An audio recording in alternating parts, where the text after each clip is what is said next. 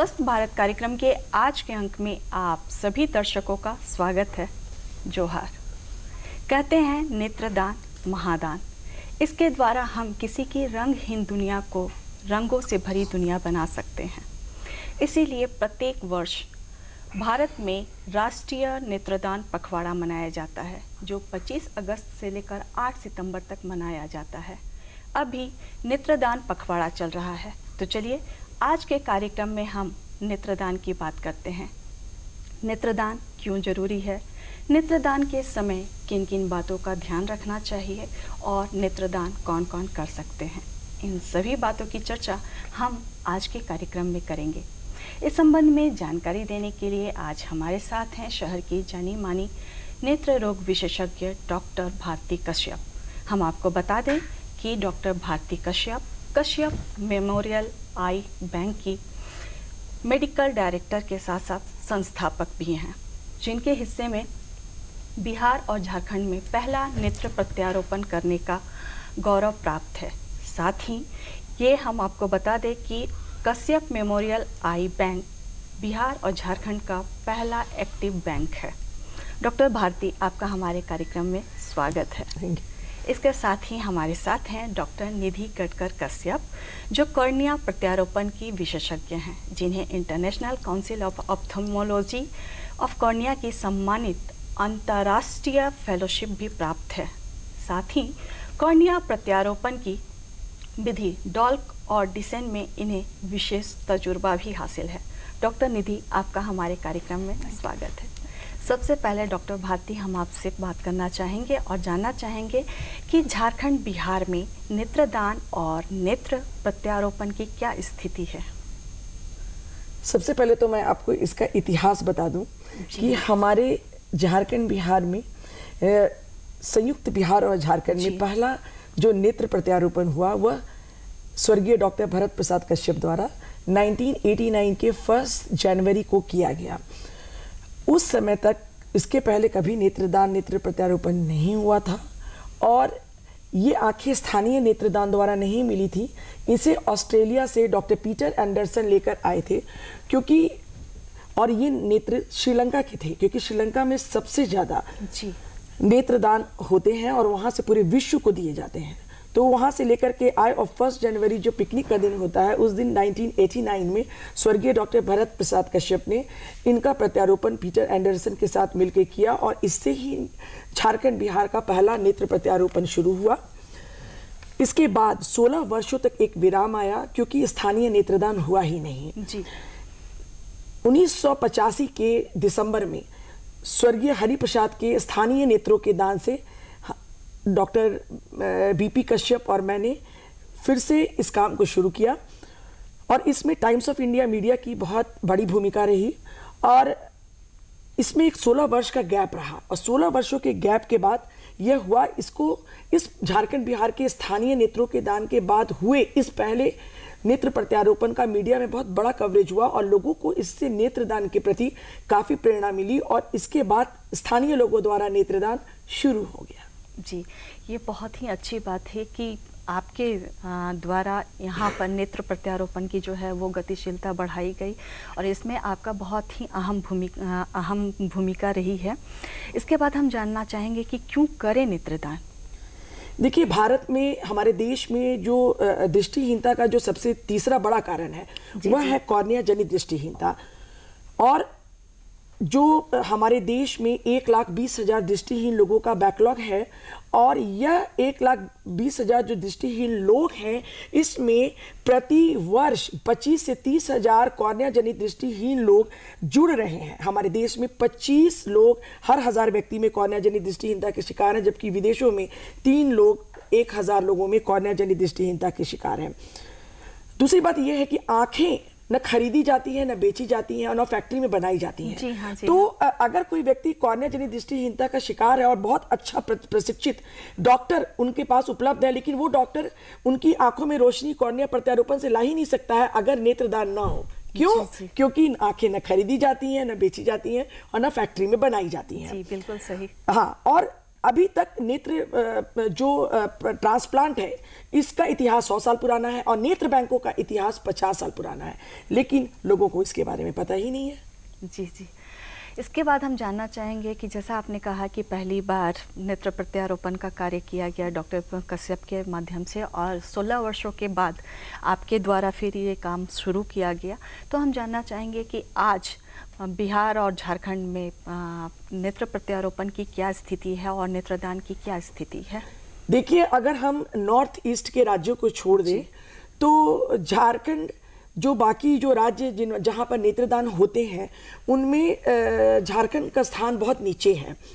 अगर हम तमिलनाडु की बात करें तो national program for control of blindness ने उन्हें 1 साल का लक्ष्य 7,000 नेत्रदान का दिया, आंखों के कलेक्शन का, और उन्हें मिले 12,000।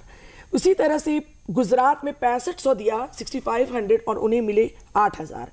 आंध्र प्रदेश में दिया 5,000 एनपीसीबी ने लक्ष्य, उन्हें मिले 4,000। तेलंगाना में 3400 एनपीसीबी ने लक्ष्य दिया और उन्हें 10,000 से ज्यादा मिल गए। तो ये तो विकसित राज्यों की बात हुई। अगर हम अपने अगल बगल के राज्यों की बात करें, उड़ीसा, उत्तर प्रदेश, मध्य प्रदेश, तो वो भी नेत्रदान के क्षेत्र में हमसे बहुत आगे हैं। उड़ीसा में 700 का लक्ष्य था, 1300 से ज्यादा आंखें मिली। उत्तर प्रदेश में 1000 का लक्ष्य था, 2000 से ज्यादा आंखें मिली। मध्य प्रदेश में भी 1000 का लक्ष्य था और उनको भी 2000 से ज्यादा नेत्र उन्होंने एकत्रित किए। और हमारे राज्य में 200 का लक्ष्य था, झारखंड का, और हमें एनपीसीबी में रिपोर्टेड है 38 नेत्र, जबकि हम लोगों ने 40 नेत्र प्रत्यारोपण किए। तो ऐसा क्यों?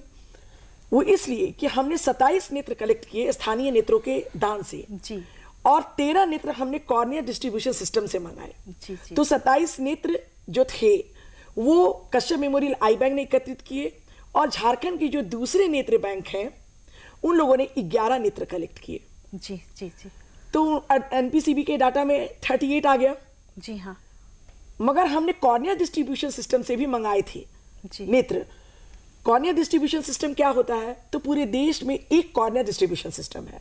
जिन नेत्र बैंक के पास ज्यादा नेत्र इकट्ठा हो जाते हैं, उनका यूज नहीं होता, तो वो अपने सरप्लस नेत्रों को कॉर्निया डिस्ट्रीब्यूशन सिस्टम को भेज देते हैं, और कॉर्निया डिस्ट्रीब्यूशन सिस्टम से कोई भी नेत्र बैंक जो उससे कनेक्टेड है उसकी भी एक प्रक्रिया होती है, तो वो उनसे नेत्र बहुत ही सुरक्षित तरीके से हवाई माध्यम से, एयरप्लेन के माध्यम से मंगा सकते हैं। जी। तो हमें 13 नेत्र पिछले साल मिले थे कॉर्निया डिस्ट्रीब्यूशन सिस्टम से, क्योंकि हमारे पास सूची लंबी थी। इस साल अभी तक हमें 18 नेत्र कॉर्निया डिस्ट्रीब्यूशन सिस्टम से मिल चुके हैं। हाँ, ये बहुत अच्छी बात है। कहेंगे तो हाँ, झारखंड राज्य के लिए बहुत अच्छी बात है कि जब यहाँ पर नेत्रदान की गति धीमी है, फिर भी किसी तरह से जो उनको ज़रूरत है उनको ये नेत्र की ज्योति जो है वो मिल रही है। ये बहुत बड़ा कंट्रीब्यूशन बोलेगा। जी हाँ, प्रगति है, लेकिन धीरे धीरे, हाँ जी, धीमी प्रगति है। यहाँ पर हम आपसे जानना चाहेंगे कि कश्यप आई बैंक की भूमिका क्या है? देखिए, कश्यप मेमोरियल आई बैंक में भी काम बहुत ही तेज गति से अभी तक नहीं हुआ है, मगर पूरे राज्य का, जैसा मैंने आपको बताया कि पूरे राज्य के जो उन्होंने आंकड़े दिए 38, उसमें से 27 हमारे द्वारा कलेक्ट किए गए थे। बाकी राज्य के 11 नेत्र जो हैं राज्य के बाकी आई बैंक से कलेक्ट किए गए थे, जबकि कुल मिला के कॉर्निया डिस्ट्रीब्यूशन सिस्टम से जो नेत्र हम मंगाते हैं उसको मिला करके हम लोगों ने कुल 40 नेत्रों का प्रत्यारोपण किया था, जो कि कम है, हमें उससे ज़्यादा करना है। क्योंकि कई बार क्या होता है कि नेत्र बैंक काम करते हैं और बाकी नेत्र बैंकों को भी आगे बढ़ना है, क्योंकि कई बार जो नेत्र बैंक, छोटे छोटे नेत्र बैंक हैं, उनको आंखें मिलती हैं, कॉर्निया मिल जाती है, लेकिन उनके पास कॉर्निया प्रत्यारोपण करने के लिए जो वेटिंग पेशेंट्स की लिस्ट है वो नहीं होती। तो वैसे में जो भी नेत्र हैं वो खराब हो जाते हैं। तो इसके लिए दूर दराज के गाँव में जाकर के अगर हम कैंप लगाते हैं तो हमें उससे मिलता है पेशेंट। क्योंकि अभी कुछ दिन पहले पीयूष गुप्ता नाम की एक छोटी सी बच्ची, उसके आंखों के कॉर्निया में जन्म से ही एक ट्यूमर जैसा था, जिसे डर्मोइड कहते हैं। तो उसको डॉक्टर निधि ने खूंटी कैंप से लाया और बड़ा अच्छे तरीके से उसका नेत्र प्रत्यारोपण करके उस भाग को हटा के किया। तो उसे स्कूल में, समाज में अगल बगल के लोग बड़ा परेशान करते थे। आज उसके माता पिता डॉक्टर निधि को बहुत ज़्यादा धन्यवाद देते हैं कि उसने उनके जीवन में, परिवार के जीवन में बहुत चेंज लाया। जी हाँ। रंग भरा तो जब तक हम गांव-गांव जाएंगे नहीं, कैंप नहीं लगाएंगे, तो हमें ज़्यादा से ज़्यादा मरीज नहीं मिलेंगे, क्योंकि कॉर्निया से दृष्टिहीनता के शिकार जो भी मरीज होते हैं ज़्यादातर गरीब होते हैं, बड़े अस्पतालों की पहुंच से बाहर होते हैं। दूसरा कि अगर आप अच्छे से नेत्र प्रत्यारोपण का रिजल्ट नहीं देंगे तो लोगों की आपके ऊपर आस्था नहीं होगी। अगर आप अच्छा काम करेंगे, अच्छा रिजल्ट देंगे, तकनीकी रूप से आपके पास एक्सपर्ट डॉक्टर्स हैं कॉर्निया ट्रांसप्लांट के, तो वैसी स्थिति में अच्छा रिजल्ट देने से, जैसे पीहू शर्मा के गुप्ता के घर में जो हुआ, तो खूंटी में अगल बगल उसने बहुत लोगों को कहा, तो वहां से 2-3 मरीज और भी आए कॉर्निया जनित दृष्टिहीनता के शिकार, जो कि बाहर जा रहे थे। झारखंड में न करके उन्हें लोगों ने कहा था बाहर जाओ, तो डॉक्टर के एक्सपर्टाइज से भी वहां पर प्रभाव पड़ा। तो अभी हमारे कश्यप मेमोरियल आई बैंक में निधि गडकर कश्यप के आने से बड़ा तकनीकी रूप से हमारा सुदृढ़ीकरण हुआ है, क्योंकि इन्हें इंटरनेशनल काउंसिल ऑफ ऑफ्थल्मोलॉजी की कॉर्निया की बड़ी सम्मानित फेलोशिप प्राप्त है, जो अभी झारखंड में किसी भी डॉक्टर को कॉर्निया की ये फेलोशिप प्राप्त नहीं है। और इन्होंने काफ़ी जो स्टैंडर्ड नेत्र प्रत्यारोपण होते हैं उनको हम लोग पेनिट्रेटिंग केराटोप्लास्टी कहते हैं, और जो विशिष्ट नेत्र प्रत्यारोपण होते हैं उन्हें हम डार्क डीसेक कहते हैं। तो जैसे कि होता है कि कुछ बीमारी ऐसी होती है जिसमें कॉर्निया की ऊपरी सतह खराब हो जाती है, तो हम मृतक की कॉर्निया का केवल ऊपरी सतह लगाते हैं, जैसे केराटोकोनस बीमारी, उसमें कई बार डाल करना पड़ता है, कई बार हम लोग पेनिट्रेटिंग केराटोप्लास्टी भी करते हैं। इसी तरह कई कॉर्निया की बीमारी होती है, जैसे वायरल इन्फेक्शन हो गया, बैक्टीरियल इन्फेक्शन हो गया, तो उसमें कॉर्निया के अंदर की सतह खराब हो जाती है, कॉर्नियल डिस्ट्रोफी है, कई बुलस केराटोपैथी हैं, तो उसमें हमें जो मृतक की कॉर्निया है उसका अंदर का भाग लगाना पड़ता है, जिसे हम डीसेक कहते हैं। इसमें डॉक्टर निधि गडकर कश्यप का बहुत स्पेशलाइजेशन है बड़ा, और हम ऐसी उम्मीद रखते हैं कि इनके आने से आई बैंक को काफ़ी बल मिलेगा और झारखंड में नेत्र प्रत्यारोपण का प्रतिशत और बढ़ेगा। जी, तो अब हम डॉक्टर निधि से बात कर लें। हम जानना चाहेंगे कि डॉक्टर निधि, नेत्रदान क्या है? चूँकि ये कार्यक्रम हमारे पूरे झारखंड राज्य में देखा जा रहा है, पूरे जगह पे देखा जा रहा है, तो जो हमारे दर्शक हैं आसान से शब्दों में कैसे समझ पाएँ, इसके बारे में हमें बताइए। किसी व्यक्ति के मरने के बाद उसकी आँख जब हम निकालते हैं और उस आँख का भाग जब हम किसी कॉर्निया जनित दृष्टिहीनता से ग्रसित पेशेंट के ऊपर लगाते हैं, इस प्रक्रिया को हम नेत्रदान कहते हैं। जी जी जी, कैसे करें नेत्रदान, और अगर हम नेत्रदान करना चाहते हैं तो कहाँ संपर्क करें? अगर ये आज हमारे दर्शकों को बता दिया जाए, तो कई बार ऐसा होता है कि कई हमारे दर्शक नेत्रदान करना चाहते हैं, लेकिन सही रास्ता नहीं पता होने की वजह से या सही माध्यम नहीं मिलने की वजह से वो नेत्रदान नहीं कर पाते हैं। तो हम चाहेंगे कि आज आप हमें और हमारे दर्शकों को ये बताएं। भारत में मृत्यु के बाद जो मृत व्यक्ति है उसके निकटतम रिश्तेदार जो है उनको पूरा हक है ये कि आप अपने रिश्तेदार की आँख को डोनेट कर सकें। इसके लिए अपने करीबन कोई भी आई बैंक को फ़ोन कर सकते हैं और डॉक्टर की टीम को इन्फॉर्म कर सकते हैं कि किस समय पर मृत्यु हुई है, और डॉक्टर की टीम आके नेत्र लेके जाती है, नेत्रदान की जो आँख है वो लेके जाती है प्रत्यारोपण के लिए। अगर कोई चाहता है मरने के पहले कि वो नेत्रदान का प्रण ले, तो इसके लिए हर आई बैंक में फॉर्म अवेलेबल है, हमारे अस्पताल में भी आके फॉर्म ले सकते हैं और 2 विटनेस के प्रेजेंस में उस फॉर्म को साइन कर सकते हैं और ये प्रण ले सकते हैं। अपने रिश्तेदारों को बता सकते हैं कि आपने ये प्रण लिया है कि आपके मरने के बाद आपकी आंखों को दान दिया जाए। जी जी, यहाँ पे हम छोटी सी बात आपसे जानना चाहेंगे, जैसे कि कई बार होता है कि नेत्र दान शिविर आयोजित किया जाता है और वहाँ पे कई लोग जो हैं वो अपनी इच्छा अनुसार जाते हैं और वो एक फॉर्म भरती हैं, जैसा कि आपने बताया कि आई बैंक में फॉर्म भर के रख सकते हैं और अपने जो सगे संबंधी हैं उनको बतलाते हैं कि मैंने आँख जो है वो डोनेट कर दिया है, मेरे मरने के बाद उसे दान में दिया जाए। लेकिन कई बार ऐसा भी होता है कि कोई व्यक्ति की फॉर्म जो है वो नहीं भरा हुआ है, उसकी मृत्यु के बाद उसके सगे संबंधी चाहते हैं कि उसकी जो ज्योति है वो किसी के काम आए। तो क्या ऐसी अवस्था में किसी की भी नेत्र दान करने की जो इच्छा है वो पूरी की जा सकती है?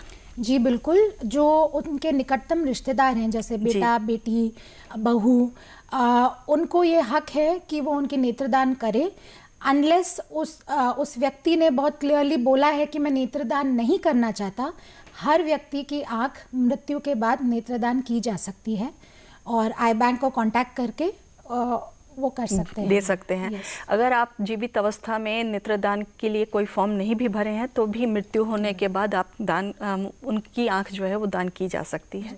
यहाँ पर हम जानना चाहेंगे कि ज़रूर इसमें भी कोई सीमा होती होगी कि हाँ, इस तरह के मरीजों का नेत्र नहीं लिया जाता है या इस तरह के व्यक्ति जो हैं वो नेत्रदान नहीं कर सकते हैं। तो यहाँ पे हम जानना चाहेंगे कि कौन व्यक्ति नेत्रदान कर सकते हैं और कौन व्यक्ति नेत्रदान नहीं कर सकते हैं।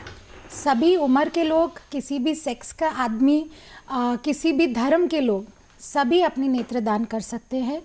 जी जी। चाहे वो छोटा बच्चा हो या कोई 100 साल का वृद्धक हो, सब नेत्रदान कर सकते हैं। यह डॉक्टर के ऊपर है, वो देखता है कि क्या इंडिकेशन और कॉन्ट्रा इंडिकेशन है। जी जी। जैसे कुछ इन्फेक्शन से ग्रसित लोग, जैसे एड्स या हेपेटाइटिस बी या हेपेटाइटिस सी या रेबीज़ या खून के कैंसर जैसे ल्यूकीमिया और लिम्फोमा, या फिर आँख में जनित कैंसर जैसे रेटिनोब्लास्टोमा या मेलानोमा, ये सब मरीज़ अपने नेत्रदान नहीं कर सकते। अथवा बाकी सब लोग कर सकते हैं जिनको डायबिटीज़ है, जिनको ब्लड प्रेशर है, अस्थमा है, जिन्होंने अपना मोतियाबिंद का ऑपरेशन कराया है, सब लोग नेत्रदान कर सकते हैं। जी, अगर जो चश्मा पहन रहे हैं वो भी, जिनकी पता चलता है कि उनको कम दृष्टि या दूरदृष्टि की समस्या है, क्या वो लोग भी आराम से नेत्रदान कर सकते हैं? बिल्कुल, वो भी जी, नेत्रदान कर सकते हैं। यहाँ पे आपने बतलाया कि कॉर्निया प्रत्यारोपण जो है वो विशेष रूप से आप उसमें उपलब्धि हासिल की हुई हैं और कॉर्निया प्रत्यारोपण होता है। लेकिन जब हम जैसे सामान्य नागरिक जो है या हमारे जैसे सामान्य लोग जो हैं, जब हम नेत्रदान की बात करते हैं तो हमारे मन में ये कॉर्निया का ख्याल नहीं आता है। हम समझते हैं नेत्रदान यानी नेत्रदान। तो यहाँ पे हम छोटी सी बात आपसे जानना चाहेंगे कि ये कॉर्निया है क्या कॉर्निया से ही हम देख सकते हैं? कॉर्निया आँख की सबसे आगे वाली परत होती है, एक पारदर्शी रूपक ये स्ट्रक्चर है। इसमें से कांच जैसे लाइट के रेज जाते हैं और देखने में उससे सुविधा होती है। आँख का जो पावर है, ऑलमोस्ट 80% पावर ये कॉर्निया की वजह से आता है। तो कभी कभी जब आँख में कोई इन्फेक्शन हो जाता है या चोट लगने की वजह से आँख में सफ़ेदी आ जाती है, या फिर कोई कॉर्निया जनित जो वंशी बीमारी होती है उसकी वजह से, कुपोषण की वजह से, यह जो कांच जैसा जो भाग है इसमें से ये अपारदर्शी हो जाता है, जिसमें धुंधलापन आ जाता है और उसकी वजह से देखने में असुविधा होती है। जी जी, आपने कहा कि आँख निकालने के मृत्यु के बाद आँख निकाली जा सकती है यानी नेत्रदान किया जा सकता है। तो यहाँ पे हम जानना चाहेंगे कि उसकी क्या समय सीमा होती है, या वहाँ पर मृत्यु के बाद जब आँख निकालने की बात होती है या नेत्रदान की बात होती है तो क्या क्या परिस्थितियाँ होती हैं? मृत्यु के बाद 4 से 6 घंटे के अंतराल में आई डोनेशन करना उपयुक्त है। इस समय मृत्यु होने के बाद अगर परिजन तुरंत अपने निकटतम आई बैंक को फ़ोन करते हैं तो टीम जल्द से जल्द निकल जाती है उनके घर के लिए। जी, तो 4 से 6 घंटा उपयुक्त टाइम है, इस अंतराल में हो जाना चाहिए। इस बीच में कोई विशेष देखभाल की भी ज़रूरत पड़ती है? मृत्यु होने के बाद ध्यान रखिए कि जो परिजन की आँख है वो पूरी तरह से बंद है। अगर कमरे में फ़ैन चल रहा है तो उसको बंद कर दें। एसी की सुविधा अगर उपलब्ध है तो उसको चालू कर दें। और जो मृत व्यक्ति का माथा है उसको थोड़ा ज़मीन से ऊपर रखना होता है, तो कंधे के नीचे, सर के नीचे 2-3 तकिया लगा सकते हैं जिससे सर थोड़ा 6 इंच ऊपर रहे। जी। अगर कोई प्लेन एंटीबायोटिक ड्रॉप है तो वो आँख में डाल सकते हैं थोड़े थोड़े टाइम में, जिससे इन्फेक्शन ना हो। और आँखों के ऊपर गीली ठंडी रुई रख सकते हैं तब तक टीम आने तक। ये सब बातों का ध्यान रखें। जी, कई बार होता है कि अस्पताल में मरीज उपस्थित है और उसके बाद कहीं से कॉर्निया जो है वो दान होकर आया, तो आसान है कि तुरंत नेत्रदान की प्रक्रिया जो है वो पूरी हो सकती है। लेकिन कई बार होता है कि मरीज अस्पताल में नहीं है या उसकी उतनी मांग नहीं है और इधर कॉर्निया आ गया, तो कितने दिनों तक ये कॉर्निया जो है वो सुरक्षित रह सकती है?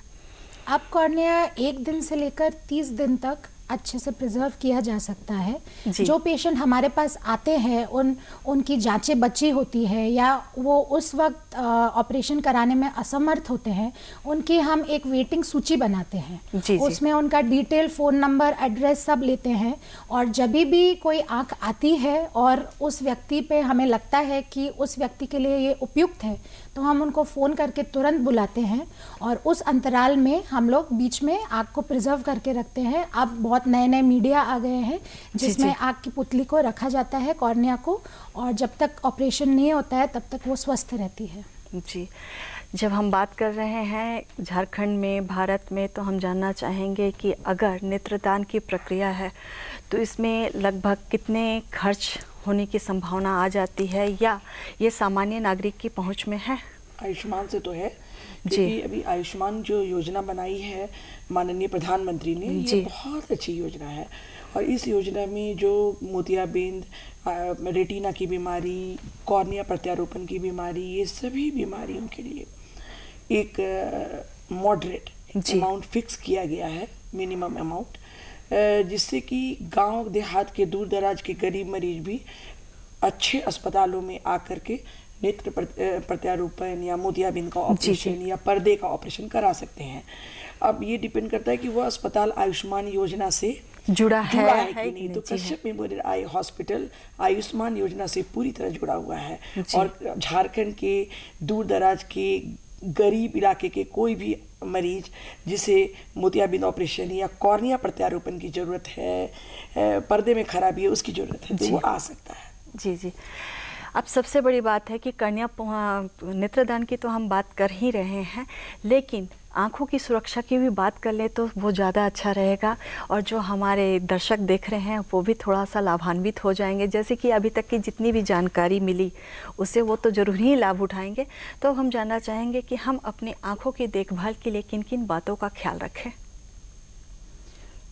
ऑपरेशन इसके छोटे बच्चों का, जैसे कि छोटे छोटे बच्चे होते हैं, जी हाँ। तो सबसे पहले तो मैं ये कहूँगी कि छोटे बच्चों को ज़्यादातर आउटडोर गेम्स के लिए प्रेरित करें।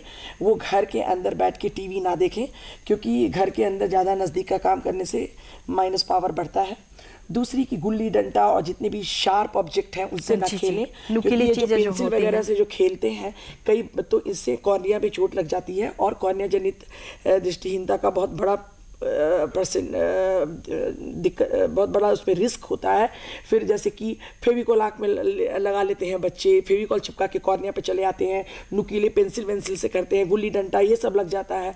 तो ये सब हम कहेंगे कि बच्चे इस तरह के चीज़ों से माता पिता उनको बचाएं, और बाहर के जो आउटडोर गेम्स हैं उनको खिलाएं। और आँखों में अगर कुछ पड़ जाता है तो वैसी स्थिति में आँखों को मले नहीं, आँखों को पानी से लगातार धोकर अपने नज़दीक के नेत्र विशेषज्ञ की सलाह लें, और इस तरह अपने आँखों की देखभाल करके अपनी रोशनी को वो सुरक्षित रख सकते हैं। जी जी।